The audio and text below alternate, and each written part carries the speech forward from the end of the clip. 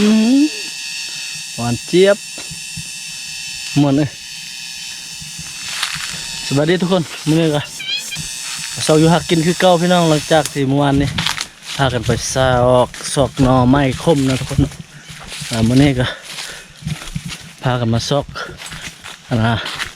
ของกินอีกนะทุกคนเนาะไปแล้วว่าเขาสิได้แมงได้มื้อนี้เนาะสิมาดบ่ทุกคนเอาบ่ได้หาหน่อไม้แต่ทุกคนมื้อนี้สิมาซอกผักซอกปูซอกปลาแถวห้วยเนาะตามห้วยแล้วก็ตามป่าเนาะว่าจะได้แมงได้ทุกคนไปเริ่มกันไปจอบเบิ่งเนาะบางทีเห็นงูนะทุกคนจำนี้อาจจะมีงูมาเลื้อยแถวทางนั่นเนาะเรามาลงน้ำนะทุกคนเนาะได้งูสิงจากโตนี่คือสิดีใจแล้วเนาะทุกคนเนาะมื้อนี้เนาะเพราะว่าบ่ได้กินโดนเลยอาหารแต่ว่าสอกหายากเลยเนาะ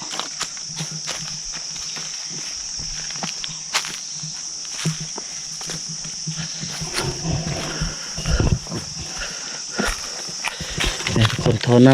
ำห้วยตัวนี้จะเป็นห้วยน้ำกินเลยทุกคนสิลุ่มหมดไปทางนั้นไว้น้ำประปาอยู่บ้านเนาะทุกคนน้ำนี่มันแรงน้ำพอใส่น้ำลิ้นบ่น้ำลิ้นน้ำประปากับแมนไอ้กุกอันนี้กุกมาให้ทุกคนพอน้ำมาให้นกเต็มเลยอยู่นี่นะขดกเครกอยู่นี่แหละนี่โอ้นี่ทำเลยังนี่ตัวแลนเนาะตัวหอกเรายังคือจะไต่ตลอดเลยอยู่น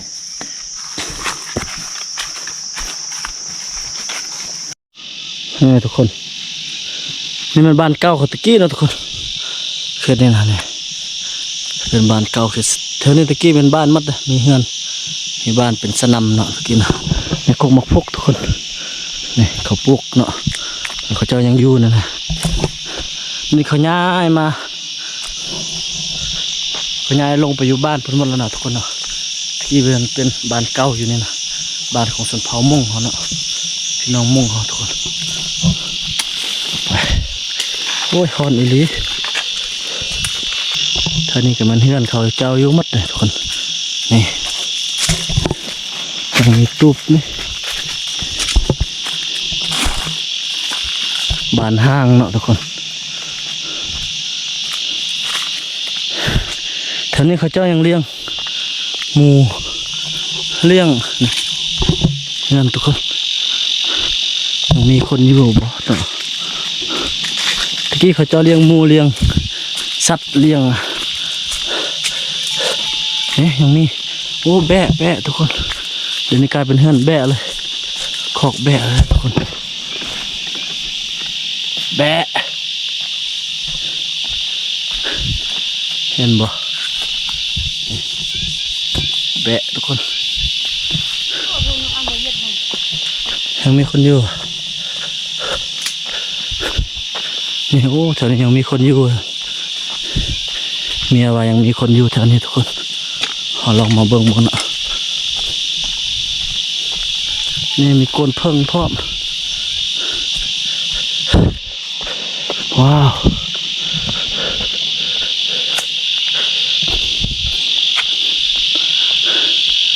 นี่ทุกคนยังมีคนอยู่เนาะในหลังนี้ยังมีคนอยู่ทุกคนเขาจะน่าจะไปส่วนบ้านแล้วนะ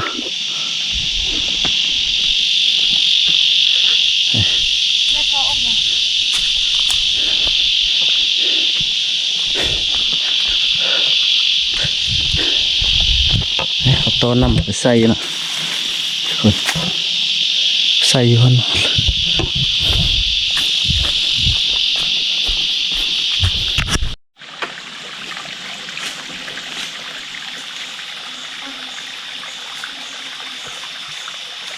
นี่ก็หอดห้วยแล้วเด้อพากันมาเลาะห้วยบ่ทุกคน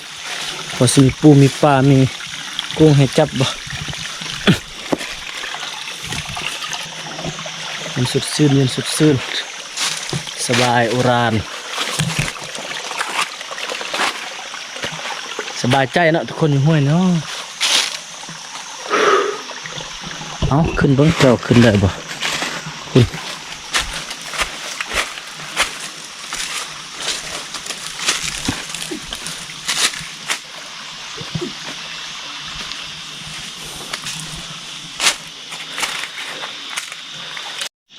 อะไรทุกคนตอนนี้ให้นะมันยิงพลังจกปูบ่สิมีบ่ได้ตัวนึงทุกคนปูแบบปูอ่อนเลยทุกคนงามอ่อนได้ทุกคนบ่มีนะอ่องเท่านั้นเลยทุกคน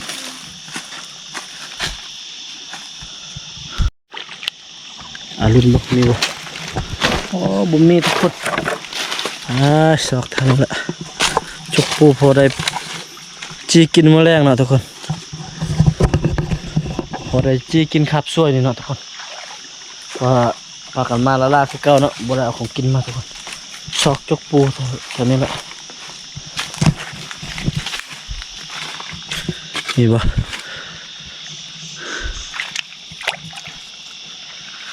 ปลาพันธุ์คือจะมีปลาพันธุ์เนาะแบบนี้นะ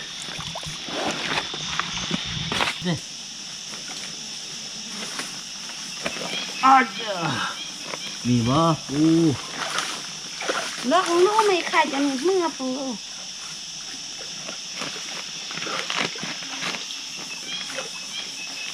จุกชี้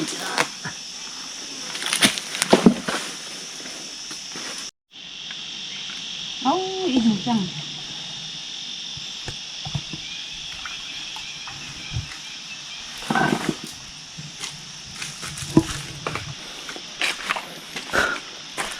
มีนกมาอาบน้ำมั้งเหรอท่าน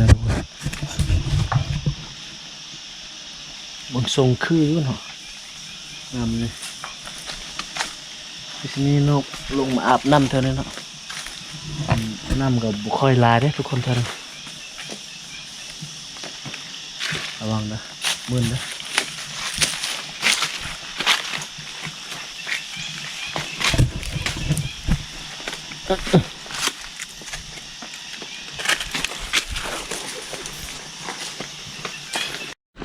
พากันยกหินตัวนี้ออกเลยทุกคนนี่ได้ปูแล้วนะตัวบักแง่ทุกคนว้าวสิได้จีกินอยู่ห้วยนี่แหละทุกคนชอบอีกบ่มีบ่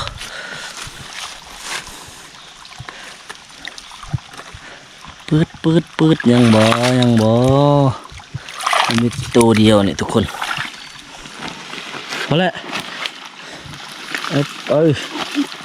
ขี้เข็บเอาใส่ถุงกันจับขี้เข็บมาปิ้งกินคนพามากดสอบมากอันนี้บ้างดอกอันนี้มีกระหอกเรามีตัวเงี้ยกินหมดทุกคนเลยนี่มักมีตัวหอกหรือตัวเงี้ยเลยเงี้ยมอมักกินได้ทุกคนเลยแบบนี้นะทุกคนนี่แบบเต็มสุดมันจะเป็นแบบนี้มากอันนี้นะทุกคนมากเมียงละค่ะ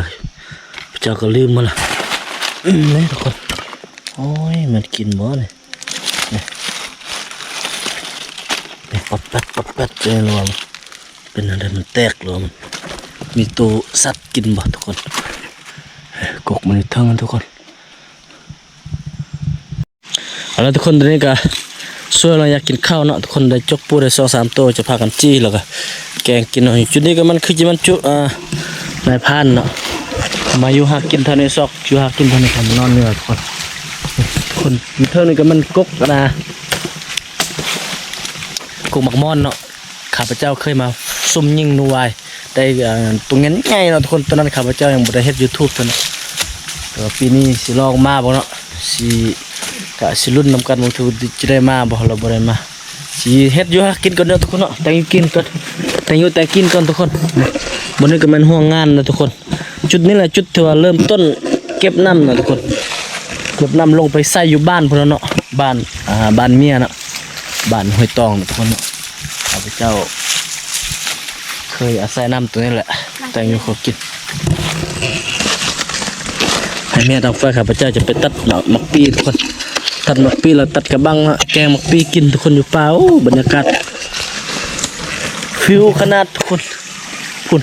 ปี2-3หน่วยทุกคนข้าพเจ้าไปตัดมักปีหัวปีเนาะทุกคน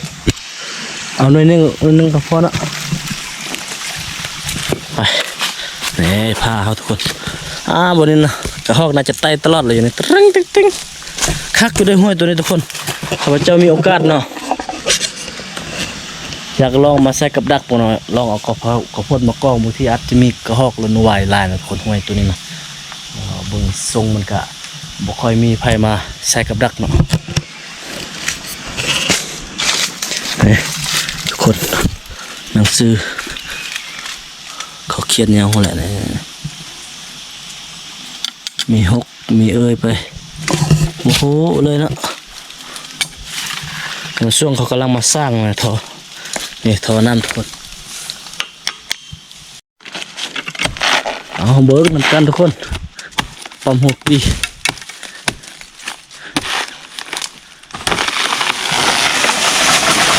โอ้ตกห่วยไปเลยไปสองหน่วยที่สองนี่ทุกคนหัวปีตกมาอยู่นี่เลยนะตกมาหอดห้วยพี่เลยสบายนี่หน่วยที่สองทุกคนโอ้ใหญ่หน่วยนี้นะนี่เบิ้นเอาละทุกคนบรรยากาศกลางป่าข้าพเจ้าก็ตัดไม้บางมาแล้วทุกคนนี่แกมักปีน้อยพอเต้ตัวใหญ่บ่นี่นำไล่ไฟสะดวกเลยทุกคนโอ้สุดยอดเลยบรรยากาศทุกคน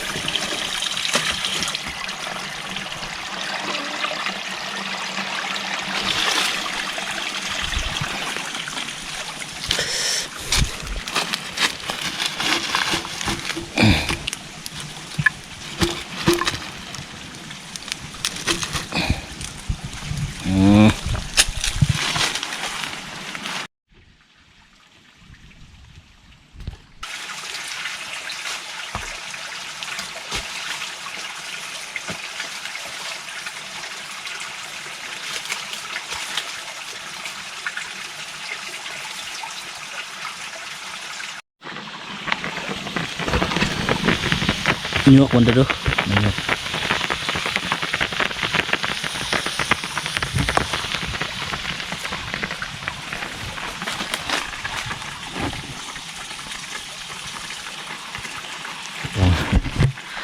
ลมนะโอ้อาจจะได้มารออัดตรงหรือจับลองจะทำยังเดินผ่านเลยก็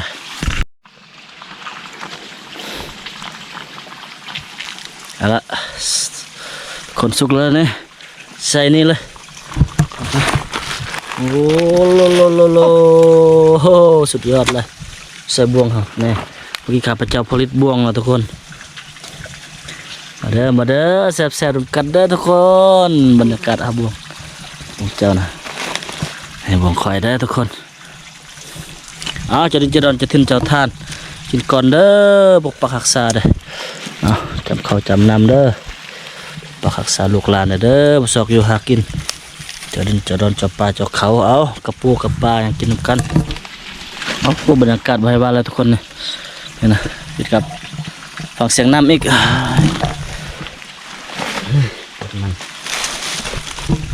มาได้กินข้าวนำกันทุกคนแซ่บบ้านนี่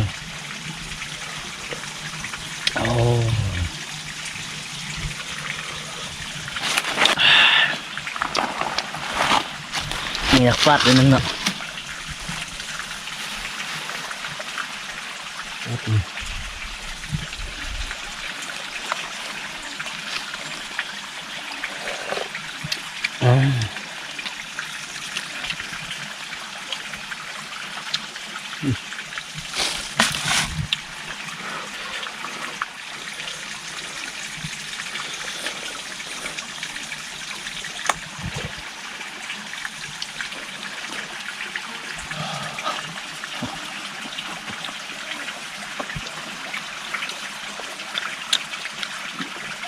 งฮ้อน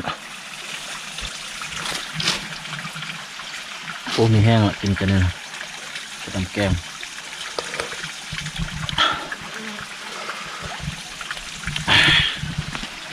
เข้ามา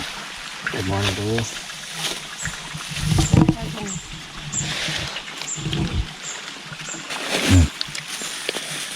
มีลวกหมักทอดนะทุกคน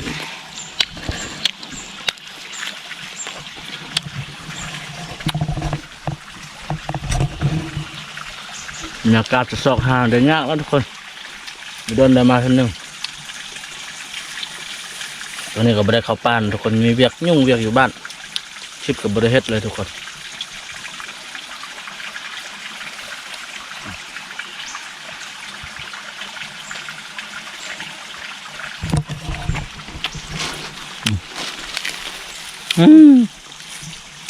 สุดยอดเลยทุกคนเนี่ยครับปูบรรยากาศโอ้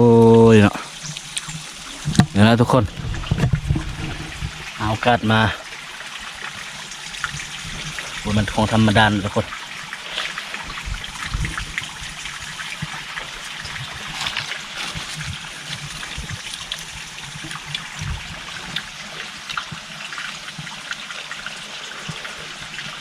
อีห้วยเนี่ยก็มีปลาลายด้วยทุกคนมีปลาพันมีในบุ้มเนาะแล้วเขาไปสร้างเอามันทุกคนมีคนมาเอาก่อนละมันไม่ได้เอาแวกเอานั่นมาเนาะมันนี่ป้าไม้ว่าจะพากันมาซอกใบเนี่ยผักฮักแต่ว่าบ่เห็นผักฮักจักยอดเถื่อพากันกินข้าวกันทุกคนเราจะย่างขึ้นมาฮอตพูนี่โอ้มันธรรมดา2-3 ชั่วโมง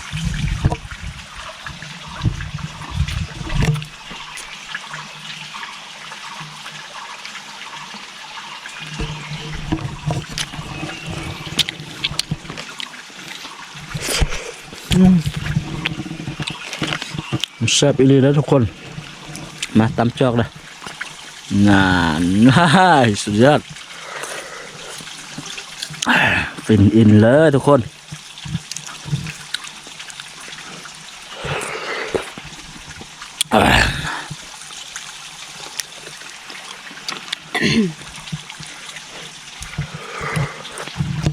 มันน่าจะพามานอนป่าใส่กับดักเนาะมาบ่ถ้าลูกใหญ่เนาะ ไปลูกใหญ่ก่อนจะพากันนอน2 คนใส่กับดักนู่นแล้วก็แต่ว่าประมาณปีเมืองว่ะเคยมานำกันที่นึงเนาะจากจกปูได้เป็นท่งอะไร ลูกกุลงเนาะทุกคนทางไปกุลงข้าพเจ้าใส่กับดักแล้วเมียจกปูโอ้ส่งปี2016-17นี่แหละปูยังหลายอยู่ห้วยทุกคนแต่ใต้เอาตอนกลางคืนละล่ายังได้เป็นท่งนะทุกคน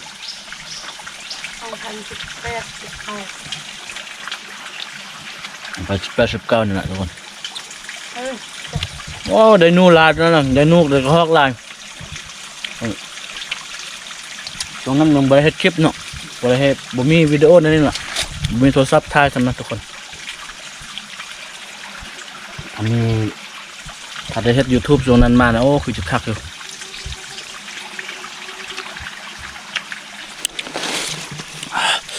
กระปูทุกคนได้จักโต3 โต 4 โตได้ออกขี้มูกแล้วจักขี้มูกเด้อมันเข้าได้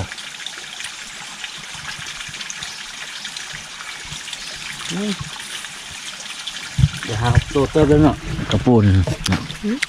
นี่เลยตัวน้อยจะมีไข่มีไข่ได้ยำในแซ่บทุกคน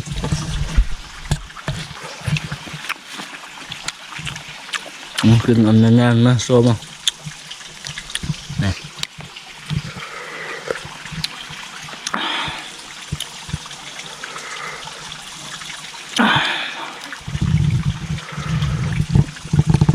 คอยมันเล็งอันนี้นะครับเนี่ย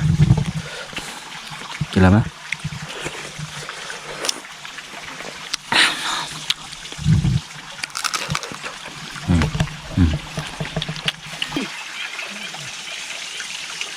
เข้าร้านแก่ นี่ก็อีกเลยก็ได้กินเลย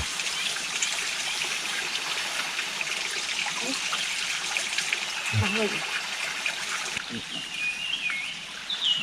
หวานให้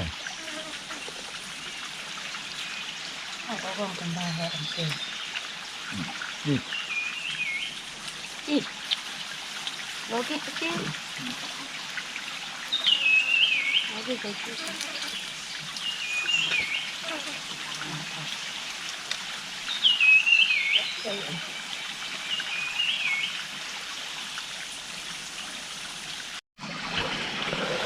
เอาละทุกคนดับไฟ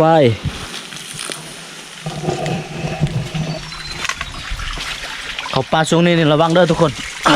ดับฟืนดับไฟช่วยกันเพราะว่าฤดูกาลนี้มันฤดูแล้งเนาะปีนี้โอ้ไฟไหม้เฮือนหลายลังเนาะทุกคนอยู่ลาวเขานะช่วยกันไปลามปลาเนาะทุกคน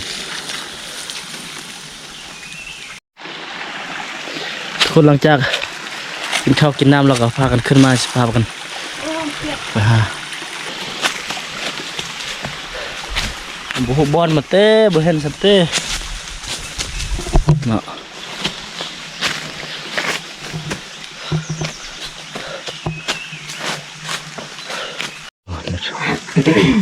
ทุกคนนี่เบิ่งนี่ไหมเห็นว่าสิเถอะเห็นสุดใจเลยบนนี้นะน้ำนี่ทุกคนคักเลยบนนี้อาบน้ำนี่สุดยอดเลยอาบน้ำ เรือปลารถมันจิ้มหมัดนั่นเอง ไปปีนขึ้นไปเลยทุกคนโอ้บ่แม่นของธรรมดาผาเขาผาหินสูงทุกคนเท่านี้ไปชมบรรยากาศกันทุกคน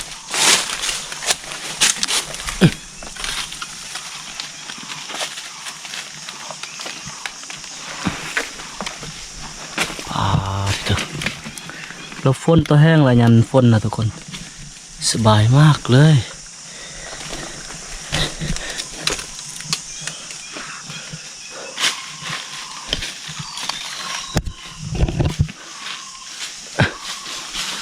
เป็นหากไม้เลยทุกคน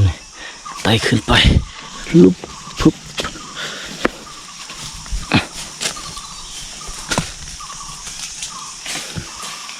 หัดทางนี้อ่ะโรแมนติก2%คนรุ่นอยู่กันบ่กระปูอยู่ในนี่มีบ่นี่เรียบร้อยทุกคนนี่เมื่อกี้เปลี่ยนก่อนแบตนี่ไปโอ้เด็ดตัวใหญ่เลยจกอยู่ในคนโอ้โหมันจัดออกเลือดเลยแซ่บอันนี้กินแมลงแซ่บสุดเลยกระปูกัดจะนี่นั่นนี่ทุกคนป้าซ้ำกับดักเลยไปสอกแล้วลายสมควรแล้วทุกคนเอาปอมมักปีได้เนี่ยทุกคนเอาปี3-4หน่วยมักปีนึงก็ไว้เนี่ยไปเทิงมันนี่กระปูได้ท่วงเลยทุกคนเอาเสื่องไว้เนี่ยกระปีมักปีน หมดเนี่ยเนาะเรื่องใหญ่ ขึ้นไปละแต่เทิงมันอีกคนในหัวปีพันอีกไงอันเนี้ยปั๊มลงมาทาฮับพี่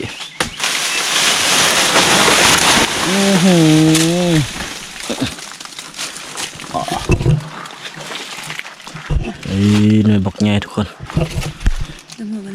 ลามใส่นูวายใส่กระหอกเนาะสุดยอดแหละ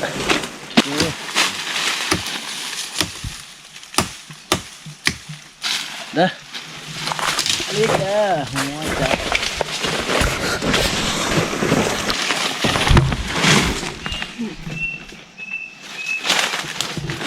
จับเก็บมาเลย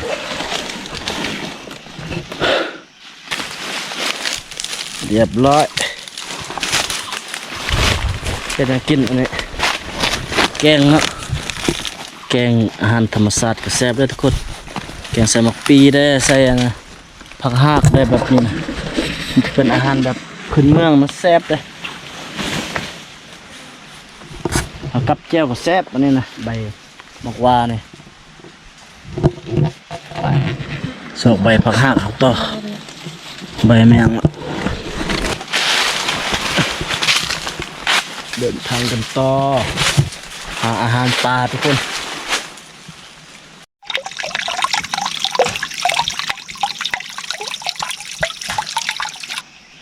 เอาละทุกคนตอนนี้ก็